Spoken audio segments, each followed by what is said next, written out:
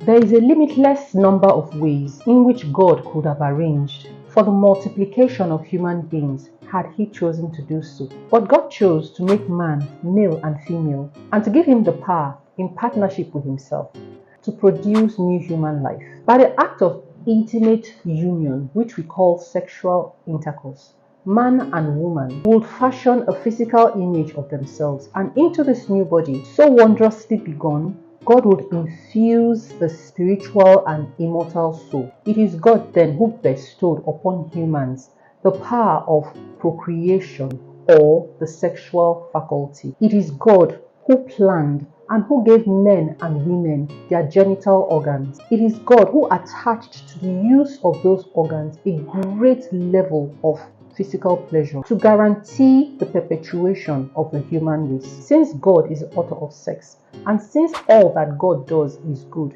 it then follows that sex itself is something good. And because of its close relationship with God, who is a partner in the reproductive act, sex is not something merely good. It is something that is sacred and holy. The basic sanctity of sex is a point that needs emphasizing. When the sense of sacredness of sex is lost, the sanctity of marriage is also forgotten. Sex becomes a plaything, an exciting tool for pleasure rather than an instrument of God. Easy divorce and casual remarriages, prostitution and marital infidelities are some of the evils which follow when sex is twisted from its context in the divine scheme of things. And even righteous people can suffer from a wrong concept of what sex is. The distorting effect of original sin often make it difficult to confine the sexual drive within the channel established by God, the channel of true marriage. Sex is a magnificent gift of God. More than one marriage has been deprived of complete happiness by the mistaken state of mind that sex is a degrading and defiling thing. To assume the right use of the procreative power, God founded the lifelong and irrevocable union of one man with one woman, which is marriage. God founded the institution of marriage. The necessity of marriage is apparent, since it is essential not only that children be born, but that they be lovingly reared and cared for by the father and mother who bring them into the world. We see juvenile courts and mental hospitals bearing daily witness to the evils that follow when the unity and permanence of marriage are forgotten. But it was not merely for populating the earth that God instituted marriage.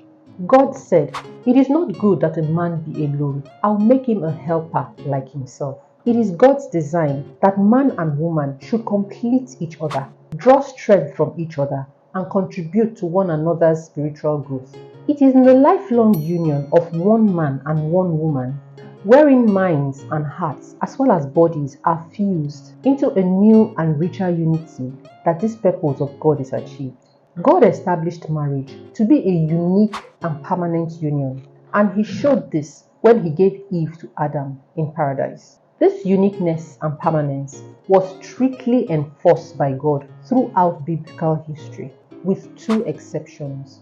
After the great flood, God permitted the patriarchs such as Abraham and Jacob to have more than one wife, so that the earth would be more quickly repopulated. Later, after the Jews were freed from slavery in Egypt, God permitted them to divorce and remarry on the grounds of proven adultery. Although Jesus later on pointed out to the Jews that it was because of the hardness of their hearts that God relaxed this strict law to the point that He did.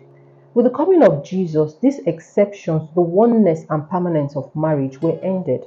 Up to the time of Christ, marriage, even though it was a sacred union, was still only a civil contract between a man and a woman. Jesus, however, took this contract, this exchange of consent between a man and a woman, and made the contract a conveyor of grace. He made marriage into a sacrament, the sacrament of matrimony for Christians. Matrimony is defined as a sacrament by which a baptized man and a baptized woman bind themselves for life in a lawful marriage and receive the grace to discharge their duties.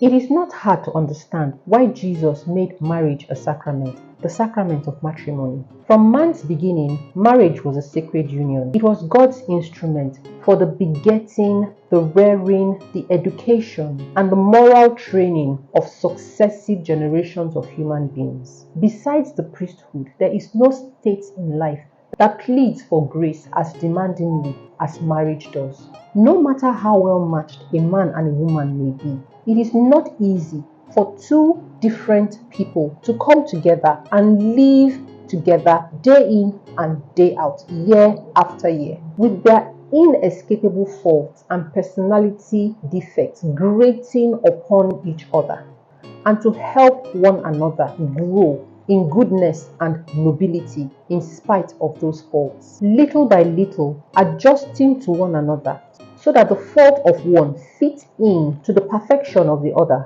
and unity arises from the very differences of the two persons. This is a beautiful evolution which is never easy, but is mostly worth the effort.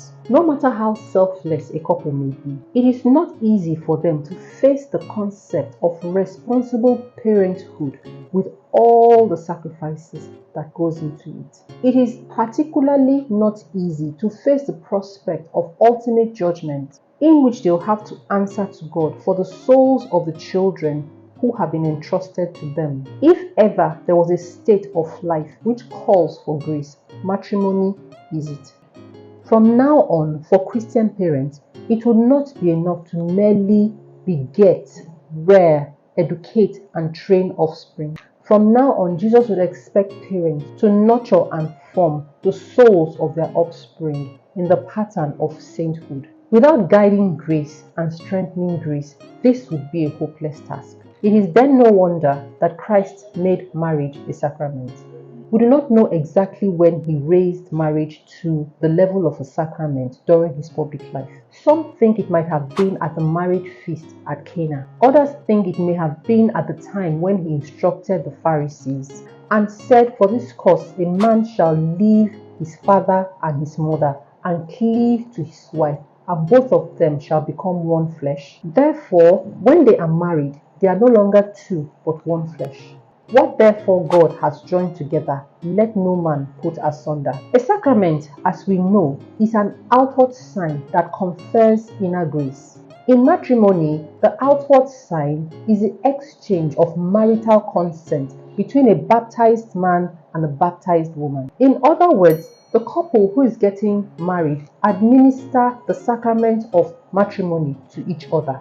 So it is not correct to say that John and Mary were married by a priest. More correctly, we should say that John and Mary married each other in the presence of a priest. The priest cannot administer the sacrament of matrimony. Only the contracting couple can do so. The priest is simply the official witness representing Christ and Christ's church. The priest's presence is normally essential. Without him, there is no sacrament and there is no marriage, but he does not confer the sacrament. So a Catholic cannot validly enter a contract of marriage without the presence of a priest. A Catholic who attempts to enter into marriage in the presence of a judge or the justice of a priest is not really married.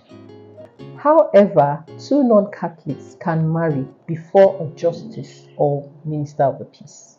So, aside from some exceptional cases, a Catholic cannot contract a marriage without the presence of a priest. A Catholic who attempts to enter into a marriage contract before a judge or the justice of the peace is not really married at all. The church teaches that the Catholic commits a grave sin by going through such a ceremony, and the couple will be living in habitual mortal sin as far as they continue to cohabit. Whereas two non-Catholics who are married by a judge or the justice of the peace are genuinely married. If the two are unbaptized, theirs is a natural marriage, such as was marriage before Jesus instituted the sacrament of matrimony. If both non-Catholics are, however, baptized, then their marriage is a sacrament.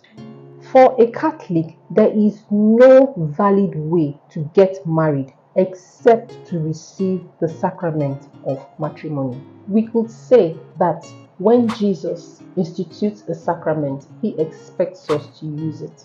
The Church also advises that a Catholic should marry a Catholic. But when it absolutely has to, the Church grants a dispensation for a Catholic to marry a non-Catholic. In such an instance, the prospective spouses must follow the laws of the Church regarding such unions.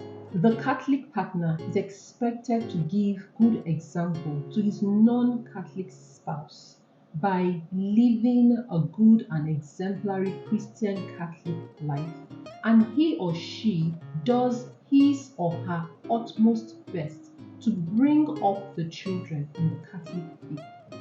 Unfortunately, it has been shown through time that mixed marriages result in the weakening of the faith of a Catholic spouse, or a loss of faith on the part of the children who see their parents divided on the issue of difference of religion. Or there is a lack of complete happiness in the marriage because of the loss of the unity of faith, which is an essential ingredient in married life. So it is with the reluctance of a mother who has over 2,000 years of sad experience behind her that the Church grants a dispensation to a mixed marriage. The second part of this video will be released next week, so do not forget to like this video, share it with your friends and loved ones, subscribe to my channel, and watch out for more videos on catechesis. Peace of the Lord be with you.